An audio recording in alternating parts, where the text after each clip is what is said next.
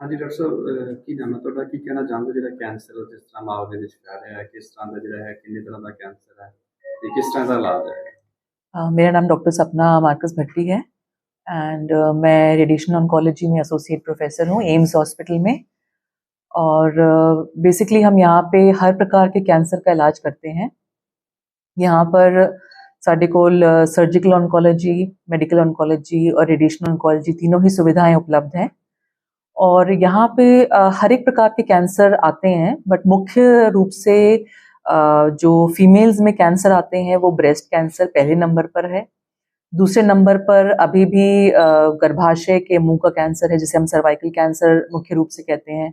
और फिर हमारे पास lung cancer, head and neck cancer और इवन हमारे पास ओवेरियन कैंसर और हेपेटोबिलियरी कैंसर, काफ़ी सारे कैंसर हैं जो कि यहाँ पे देखे जाते हैं। और खासकर ये जो बेल्ट है, जिसे मालवा बेल्ट कहते हैं, ये नाम ही इसका कैंसर बेल्ट के रूप में जाना जाता है। तो यहाँ पर प्रायः हम हर दिन कम से कम 5 से 6 नए कैंसर हम अपने डिपार्टमेंट अकेले में ही देख लेते हैं। तो ये काफ़ी बड़ा नंबर है जो हम देख रहे हैं। और तो हम मुख्य रूप से आज मैं बात करना चाहूँगी ब्रेस्ट कैंसर के लिए।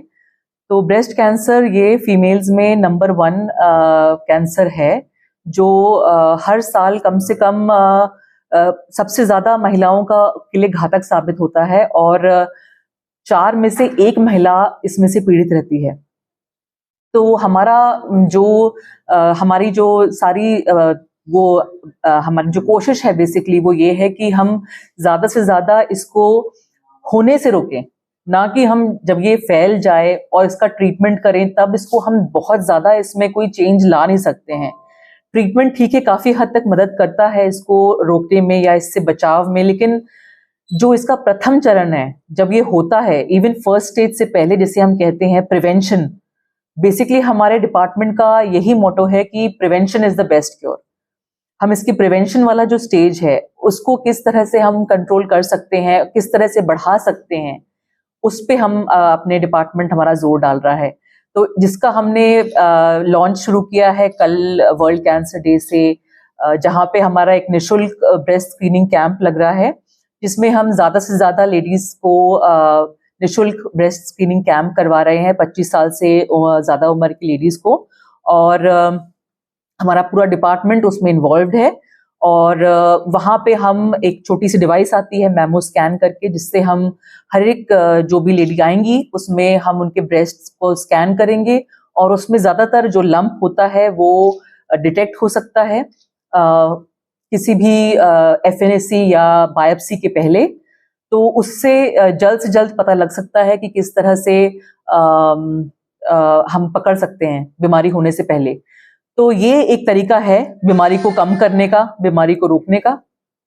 दूसरा तरीका है कि घर में हम किस तरह से इससे बचाव कर सकते हैं। जो लेडीज या जो माताएं हमारी गांव में बैठी हैं या जो यहाँ पे आने से शर्माती हैं, जो नहीं आ सकती, वो कैसे रोक सकती हैं घर में बैठे ही, उसके भी कुछ तरीके हैं।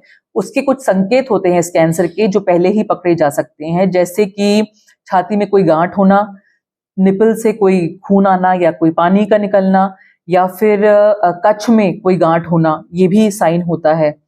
तो ये ज़्यादातर उन लेडीज़ में पाया जाता है जिनमें माहवारी जल्दी शुरू होती है या माहवारी बहुत लेट बंद होती है, या फिर जिनकी फैमिलीज़ में कभी कैंसर रहा हो, छाती का कैंसर, जिनकी माताओं को या जिनकी बहनों को, जिनकी मौसियों को या नानियों को कैंसर रहा हो, खासकर छाती का। तो ये उनमें ज़्यादातर की से पाई जाती है। और साथ ही साथ तो उनमें ये सब संकेत यदि देखने को मिलते हैं तो उनको फौरन अपने डॉक्टर को दिखाना चाहिए और सुई की टेस्ट के जरिए बीमारी का पता लगाना चाहिए।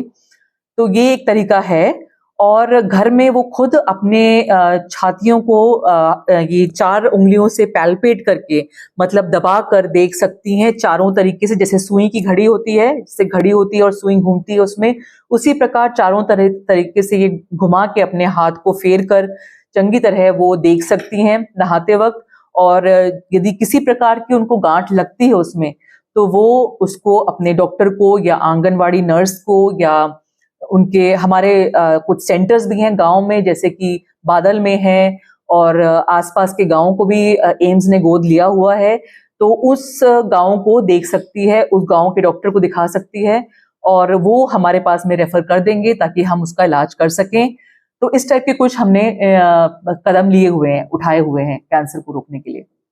मैम जे गल की जाए ਜਿਹੜਾ ਤੁਹਾਡੇ ਕੋਲ किस तरह का इलाज है, जिस तरह ज़्यादातर लोग राजस्थान ਦੇ ਵਿੱਚ ਜਾਂਦੇ ਸੀ कैंसर के इलाज ਲਈ, ਇੱਥੇ ਕਿਹੋ ਜਿਹੇ ਪ੍ਰਬੰਧ ਕੀਤੇ?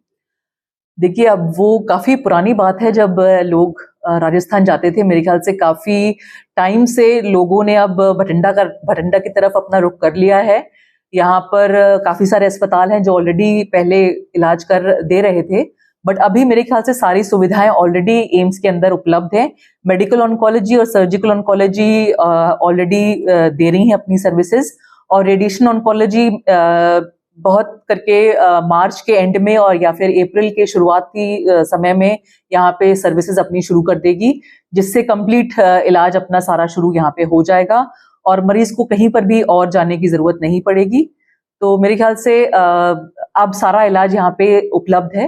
पानी की गल करिए तो पानी बहुत ज्यादा है, ਧਰਤੀ ਹੇਠਲਾ ਪਾਣੀ ਜਿਹੜਾ ਪੀਣ ਯੋਗ ਨਹੀਂ ਹੈਗਾ ਜੀ, उसदे नाल भी इधर इस तरह कोई ਹੁੰਦਾ कैंसर ਦਾ ਵਾਧਾ ਹੁੰਦਾ। देखिए, ये चीज है इसमें कि पानी में जो है यहाँ के थोड़ा सा लेवल जो है फर्टिलाइजर्स का वो थोड़ा ज्यादा पाया जाता है, तो उससे इंसिडेंस रिलेटेड है कैंसर का, बट कितना है और किस एलिमेंट के साथ में है वो कुछ क्लियर नहीं है। Thank you. Thank you.